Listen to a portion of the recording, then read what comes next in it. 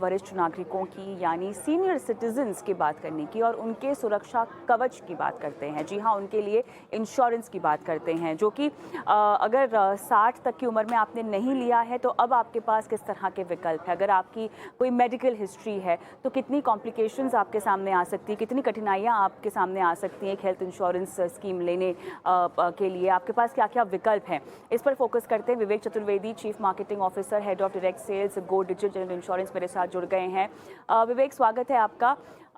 सबसे पहले तो यही कहना चाहेंगे कि 60 साल तक की उम्र तक आप वेट कर रहे हैं हेल्थ इंश्योरेंस लेने का, ये अपने आप में एक गलत तरीका है। इतना आपको इंतज़ार नहीं करना है, जितना जल्दी हो सके आपको अपने लिए हेल्थ इंश्योरेंस लेनी है। लेकिन मान लीजिए विवेक, किसी के पास नहीं है और हेल्थ हिस्ट्री भी है, तो अब क्या हमारे देश में ऐसे विकल्प आने शुरू हो गए हैं जहां पर सीनियर सिटीजन्स को कुछ शर्तों के साथ हेल्थ इंश्योरेंस कवर मिलता है? कविता, सीनियर सिटीजन्स के लिए हेल्थ इंश्योरेंस अवेलेबल है। जैसे जैसे एज बढ़ती है, प्रॉब्लम जो होती है वो है कि प्रीमियम बढ़ जाता है, अफोर्डेबिलिटी थोड़ा सा इशू हो जाता है। बट ऐसा नहीं है कि हेल्थ इंश्योरेंस नहीं अवेलेबल है। बहुत प्लान्स अवेलेबल हैं। एक आरोग्य संजीवनी प्रोडक्ट है जो रेगुलेटर ने निकाला है, और सेम प्रोडक्ट है, सारे इंश्योरर सेम प्रोडक्ट सेल करते हैं। तो अगर किसी को ज्यादा जानकारी नहीं है हेल्थ इंश्योरेंस के बारे में, तो वो ट्रस्ट कर सकता है कि रेगुलेटर का प्रोडक्ट है, तो जो भी चीजें अच्छी होनी चाहिए वो उसमें होंगी। सस्ता भी प्रोडक्ट होता है थोड़ा सा। रेगुलेटर ने वो जहाँ कहीं कहीं पे थोड़ा कैपिंग लगाया है, कहीं कहीं पे उन्होंने थोड़ा सा एक 5% का कोपे लगाया है, जिससे कि प्राइसिंग भी थोड़ी कम रहती है उस प्रोडक्ट की, और अफोर्डेबिलिटी नहीं आती है। प्रॉब्लम जो होती है, आपने जैसे बताया, कुछ लोग हैं जिनके पास हेल्थ इंश्योरेंस नहीं है, बट हमारे यहाँ पे एक बड़ा जो कस्टमर है वो ये भी है जिनके पास हेल्थ इंश्योरेंस है, बट उनका सम इंश्योर्ड बहुत कम है। तो जब लोग 50s में थे, 40s में थे, तो बहुत बार क्या होता है कि लोग 2 लाख का, 3 लाख का सम इंश्योर्ड ले लेते हैं। अब प्रॉब्लम ये भी आती है कि अब जैसे जैसे इन्फ्लेशन बढ़ता जा रहा है, हेल्थ में का जो कॉस्ट है किसी भी हॉस्पिटलाइजेशन का, वो जैसे बढ़ता जा रहा है, वहां पे प्रॉब्लम आने लग गई है, जहां पे मे बी 2 लाख 3 लाख का सम इंश्योर्ड सफिशिएंट नहीं है सीनियर सिटीजन के लिए। सो दोनों चीजें की जा सकती है। एक तो नया प्रोडक्ट भी खरीदा जा सकता है। एक, अगर आपके पास पहले से हेल्थ इंश्योरेंस है जिसमें आपका सम इंश्योर्ड बहुत कम है, तो सम इंश्योर्ड बढ़ाने के लिए भी आप देख सकते हैं। आप अपनी इंश्योरेंस कंपनी से बात कर सकते हैं, वो आपका फिर से मेडिकल करना चाहेंगे, बट अगर आपका मेडिकल ठीक है तो वो सम इंश्योर्ड भी बढ़ाने देंगे। तो वो भी एक ऑप्शन है सीनियर सिटीजन के पास। एक एक और ऑप्शन होता है जो दोनों जगह पे आप देख सकते हैं, चाहे अगर आपके पास कम सम इंश्योर्ड कम है, आप बढ़ाना चाहते हैं, या फिर आपके पास हेल्थ इंश्योरेंस ही नहीं है बट अफोर्डेबिलिटी भी इशू है। अगर आप देखेंगे तो अब 5 लाख का अगर सम इंश्योर्ड या 10 लाख का सम इंश्योर्ड लेना है किसी 61-62 ईयर ओल्ड पर्सन के लिए, तो वो 35,000 से लेके 50,000 तक का बीमा हो सकता है साल का। तो वहां पे एक फिक्स डिडक्टेबल ले लेना, कि अगर जब भी क्लेम आएगा, और क्लेम हर साल तो आता नहीं है, 5-6 साल में कोई एक बड़ा क्लेम आ सकता है, तो जब एक क्लेम आएगा तब एक फिक्स्ड अमाउंट आप अपनी जेब से पे कर सकते हैं। वो 10,000 का अमाउंट भी हो सकता है, और 10,000 का अमाउंट है जो आपको इतना खड़ेगा भी नहीं, और उसकी वजह से आपका प्रीमियम जो है वो 15 से 20% कम हो सकता है, जिसकी वजह से आप ज्यादा सम इंश्योर्ड ले सकते हैं। तो बहुत ऑप्शंस हैं सीनियर सिटीजन्स के लिए। अगर थोड़ा सा ऑनलाइन भी पढ़ेंगे या एजेंट से बात करेंगे, तो वो एजेंट्स भी ये ऑप्शंस बता पाएंगे। विवेक, अब सवाल यहाँ पर यह है, किसी की अगर मेडिकल हिस्ट्री हो तब कितना मुश्किल या आसान होता है उनके लिए पॉलिसी लेना? मेडिकल हिस्ट्री होती है, और अगर आपके पास कोई पॉलिसी नहीं है तो उसमें भी डिपेंड करता है मेडिकल हिस्ट्री किस टाइप की है। अगर डायबिटीज है, हाइपरटेंशन है, जो क्रोनिक इलनेसेस हैं, वहां पे मेडिकल के साथ थोड़ा लोडिंग लगता है, बट इंश्योरेंस मिल जाता है। तो अगर किसी को डायबिटीज है तो ये चेक किया जाता है कि कितना डायबिटीज है, और उसके बाद जो टेस्ट होता है, और टेस्ट में अगर आप अपनी डायबिटीज को मेंटेन कर रहे हैं तो प्रॉब्लम नहीं होती है। प्रॉब्लम वहां पे होती है जहां पे सब किसी को मल्टीपल डिजीजेस हैं और इलनेसेस हैं, एंड वो कंट्रोल भी नहीं है। तब इंश्योरेंस कंपनीज की अंडरराइटिंग गाइडलाइंस में वो फेल हो सकता है केस।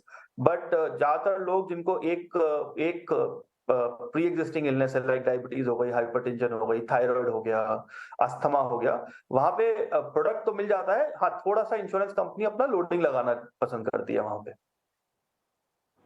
Okay, exactly. तो मुझे ये समझना है आपसे कि अगर हम एक ऐसा शख्स जिसकी कोई मेडिकल हिस्ट्री है नहीं, मान लीजिए, और अगर 60 की उम्र में वो लेने जाते हैं इंश्योरेंस, तो कितना महंगा होता है? और साथ ही कोई अगर मेडिकल हिस्ट्री के साथ इंश्योरेंस पॉलिसी लेना चाहे, तब उनका प्रीमियम कितना ज़्यादा बढ़ जाएगा? कितना कितना परसेंट ज़्यादा प्रीमियम होगा एक एक एक मिडिल एज पर्सन के मुकाबले? जी। सो कविता, हेल्थ इंश्योरेंस में बहुत सारे प्रोडक्ट्स हैं। आपके पास प्रोडक्ट्स हैं जो बिल्कुल जो बेसिक प्रोडक्ट्स हैं, एंड उसके बाद ऐसे भी प्रोडक्ट्स हैं जो बहुत प्रीमियम प्रोडक्ट्स हैं।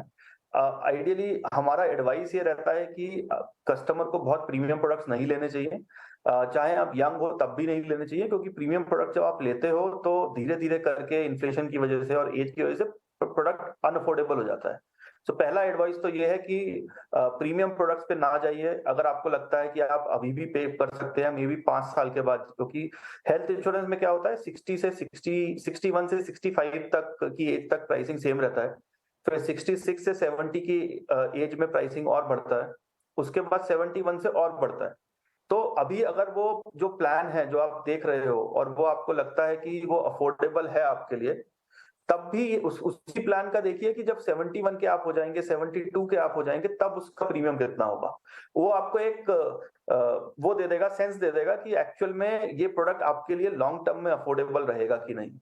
उसके हिसाब से थोड़ा बेसिक प्रोडक्ट लेना ज्यादा अच्छा रहता है। बेसिक प्रोडक्ट में होता क्या है कि कवर सब कुछ हो जाता है, वो फ्री में हेल्थ चेकअप और ये सब चीजें नहीं होती है, बट आपका प्रीमियम कम रहता है। अगर प्रीमियम अभी कम है तो अगर आगे जाके इन्फ्लेशन की वजह से बढ़ेगा और आपकी एज की वजह से बढ़ेगा, तब भी अफोर्डेबल रहने के चांसेस ज्यादा होते हैं उस प्रोडक्ट के। तो एक तो वो है। प्रीमियम की बात करेंगे तो अगर कोई 61 62 ईयर ओल्ड है, सिंगल अडल्ट का अगर वो लेना चाहते हैं से बॉम्बे में, तो उनका प्रीमियम 5 लाख की पॉलिसी के लिए 22-23 हजार से लेके 35-40 हजार तक हो सकता है, डिपेंडिंग अपॉन प्रोडक्ट कौन सा है। अगर आप एक अच्छा प्रोडक्ट लेना चाहेंगे जिसमें कम लिमिट्स हैं या नहीं, लिमिट्स नहीं है, बट टू मेनी फीचर्स नहीं है, बट अच्छा प्रोडक्ट है इन टर्म्स ऑफ आप हॉस्पिटलाइजेशन कवर करेगा, सब क्या बोल सकते हैं, आपको कहीं पे रूम रेंट पे रिस्ट्रिक्शन नहीं लगाएगा, वैसा प्रोडक्ट लेना चाहते हैं तो भी वेरी करता है। हमारे केस में अगर हम डिजिट की बात करेंगे तो डिजिट का प्रोडक्ट जो होगा वो अराउंड आई थिंक 5 लाख का प्रोडक्ट अराउंड 26 हजार या 25 हजार के आसपास का होगा। उसमें जैसे मैं पहले बता रहा था कि बेस्ट ये होता है कि आप वो ऐसा प्रोडक्ट लें और उसके बाद एक 10 हजार रुपए का फिक्स डिडक्टेबल ले लें। फिक्स डिडक्टेबल का मतलब ये होता है कि अगर क्लेम आएगा तो 10 हजार रुपए आप अपनी जेब से देंगे, बाकी पूरा इंश्योरर देगा। उससे प्रीमियम 20% कम हो सकता है। तो हमारा जो आइडिया रहता है वो ये रहता है कि आप 10 हजार रुपए का डिडक्टेबल लें और उसकी वजह से 5 लाख रुपए का प्रोडक्ट का सम इंश्योर ना लेके 10 लाख का सम इंश्योर ले रहे हैं। वो इसलिए है कि आगे जाके अगर कुछ बड़ी बीमारी होती है, कैंसर का कुछ करना पड़ता है, तो वहां पे क्लेम साइज बहुत ज्यादा हो सकता है। तो आप अपने आप को बड़े क्लेम से प्रोटेक्ट भी कर रहे हैं। 8 लाख 9 लाख का क्लेम आ गया तो, और आपने अगर और उस क्लेम में चाहे वो 8 लाख का क्लेम आए चाहे 4 लाख का क्लेम आए, आपको मालूम है कि आपको अपनी जेब से केवल 10 हजार रुपए देना है। तो वो एक सजेशन होता है। एक और सजेशन होता है, ये देखना चाहिए लेने से पहले कि आप कहाँ रहते हैं। अगर आप 60-61 ईयर ओल्ड हैं और आप एक छोटे से शहर में रहते हैं, तो इंश्योरर्स के जोन वाइज प्राइसिंग होती है, जोन 1, जोन 2, जोन 3। तो जोन 1 टिपिकली होता है आपका बॉम्बे और दिल्ली में जो लोग रह रहे हैं, वहां पे प्रीमियम ज्यादा होता है। अगर आप छोटी जगह पे रहते हैं तो आप जोन का छोटी जगह का प्रीमियम दे सकते हैं। उसका ड्रॉबैक बस ये होता है कि कुछ किसी किसी प्लान में अगर आपको दिल्ली या बॉम्बे जाना पड़ा तो अपनी जेब से कुछ कोपे देना पड़ेगा। बट बेस्ट पार्ट ये है कि चांसेस हैं कि अगर आप 61-62 में छोटे शहर में रह रहे हैं तो आप शायद वहीं रहेंगे। तो अगर आप जबलपुर में रहते हैं तो जबलपुर का जो मेडिकल खर्चा है वो बहुत कम है वर्सेस दिल्ली का। तो आप वहां पे भी प्रीमियम कम कर सकते हैं और सम इंश्योर्ड बढ़ा सकते हैं। इंडिया में जो लोग गलती करते हैं वो सबसे बड़ी गलती ये है कि हम लोग 2 लाख 3 लाख का सम इंश्योर्ड ले लेते हैं, और जिस तरीके से महंगाई बढ़ रही है, 4 साल 5 साल के बाद वो जो सम इंश्योर्ड है वो सस्टेनेबल नहीं रहता है, और तब 1-2 लाख लेने के बाद में उसे 5 लाख करना या 10 लाख करना मुश्किल हो जाता है। तो एडवाइस ये रहेगी सम इंश्योर्ड ज्यादा लें, चाहे उसके लिए थोड़ा सा डिडक्टेबल या थोड़ा सा कोपे लेना को अगर आपको ऑप्शन मिलता है तो वो कोपे और डिडक्टेबल ले लें। और ये ऐसा नहीं है कि केवल सीनियर सिटीजन के लिए एडवाइस है, ये तो है कि अगर आप यंग भी हैं तो एक्चुअली आप सम इंश्योर्ड ज्यादा ले सकते हैं और एक 10,000 रुपए का डिडक्टेबल या 5% का जी। कोपे ले लीजिए, जिससे कि आपका प्रीमियम कम रहे और जैसे जैसे एज बढ़ेगी और इन्फ्लेशन बढ़ेगी तब भी प्रोडक्ट आपके लिए अफोर्डेबल रहे। ऑलराइट, तो चलिए ये हैं वो गाइडलाइंस जो आपको ध्यान में रखने हैं। और वैसे इस पूरे मुद्दे में बहुत सारे ऐसे पहलू हैं जो सीनियर सिटीजन्स को ध्यान में रखने चाहिए जब भी वो अपने लिए हेल्थ इंश्योरेंस लेने जाए, खासतौर से उस उम्र में जब उनके पास काफ़ी लिमिटेड ऑप्शंस रह सकते हैं। बहुत बहुत धन्यवाद विवेक, आपका समय निकाला और इस मुद्दे पर दर्शकों को समझाइश दी। और इसी के साथ रुकेंगे एक ब्रेक के लिए। ब्रेक के उस पार दर्शकों के सवालों को शो में शामिल करेंगे। और ब्रेक पर मैं जाऊं उससे पहले एक बार फिर बता दें कि हमने टैक्स की पाठशाला जारी कर रखी है बनो अपना फाइनेंस मिनिस्टर में, जहां पर ITR फाइलिंग से जुड़े जो भी आपके सवाल हैं आप हम तक पहुंचा सकते हैं। व्हाट्सएप कीजिए अपने सवाल हमें, नंबर आपकी स्क्रीन पे फ्लैश हो रहा है। और यूट्यूब पर भी अपने सवाल छोड़ सकते हैं, यूट्यूब पर हमारे शो भी आप देख सकते हैं। और शो देखकर कोई सवाल पूछना चाहें कमेंट बॉक्स पे अपने सवाल डालिए और हम आपके सवालों को शो में शामिल करेंगे। मिलती हूँ ब्रेक के बाद।